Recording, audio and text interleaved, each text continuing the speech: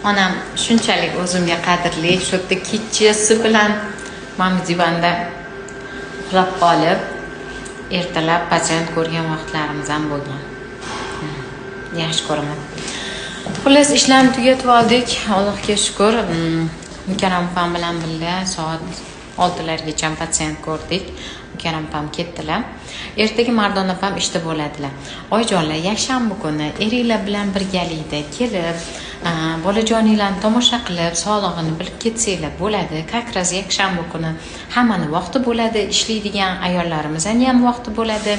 Skriningga tushishinglar kerak bo'lsa, bolani nogironligi bormi, yo'qmi, bilish xohlayotgan bo'lsanglar, bemalol ertaga 4:30gacha kelaverasizlar.